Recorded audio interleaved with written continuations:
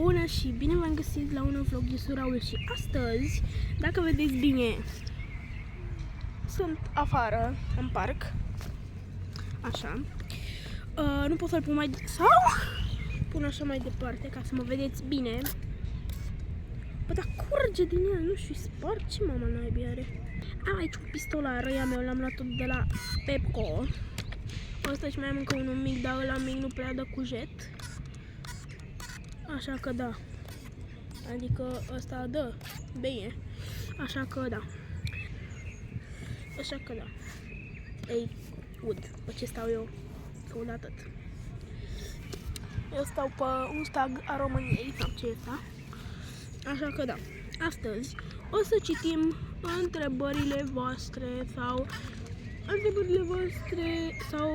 citim hate-ul vostru. Așa că, da, n-am mai stat să filmăm partea a 8-a? Cred că partea 8-a, dacă nu greșesc, așa că, da. Hai să trecem la clip. Apropo, și dacă mi se pare o întrebare cringe, da, uitați că de aici curge. Curge? Dacă a apăs...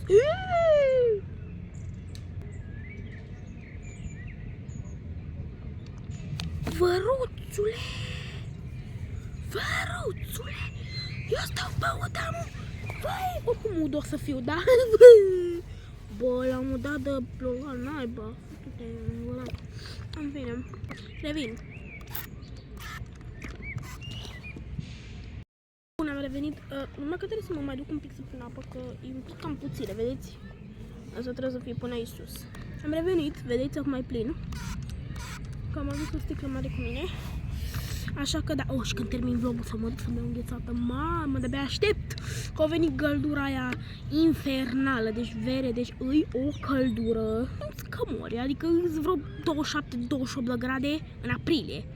Când în aprilie ar trebui să fie vreo 20 sau 15 grade. Bă, scuzați, l-am scăpat din beci. Bă, mie mi-e rușine de rușinea ta.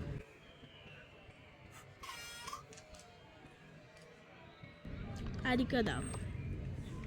Măcar acum știu cine mi-a mâncat sarmalele. Asta nu mi se pare cringe, mi se pare nesimțire curată.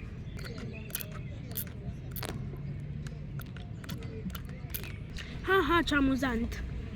Pare că tu ești cringe.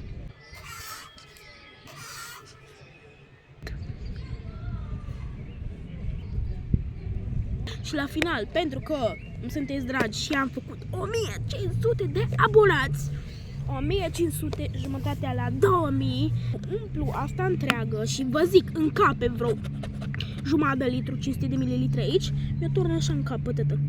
Bine. Încap să curgă pe mine. Hidus copil. Mersi.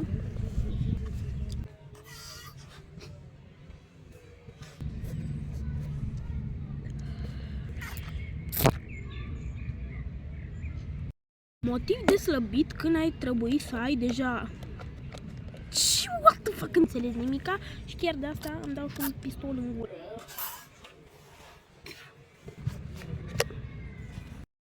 Porcii. Cum zice Bogdan, IBM Family, pentru hateri. Și apropo, Hristos a înviat pentru că este a doua zi de Paști. Porcii meu, înainte cu o zi să-i... Că nu zic pe vlog, că n-am voie. În primul rând se scrie porcul meu sau porcii mei. Nu porcii meu. Ai 10 sau 40 de ani? Am 13 ani. Nu cred că ăsta ar trebui să fie pe Insta. Emoji. Mai fac așa că nu prea mai am apă. Pun telefonul. Ăsta-s eu. Și da, nu știu de ce am venit până aici. Adică nu știu, bine, știu de ce am venit până aici, că aici e umbră și acolo-i soare. Mor. Mă duc să umplu ăsta.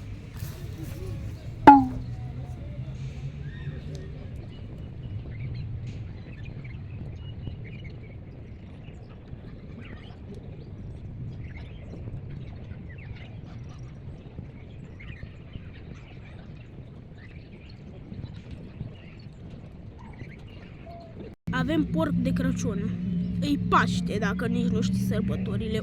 Și emoji. Așa că, da.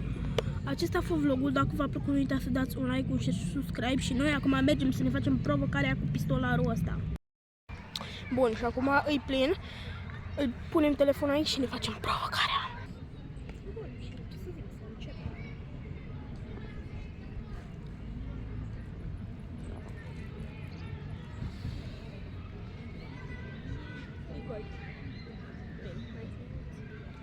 Și da, cam așa arăt.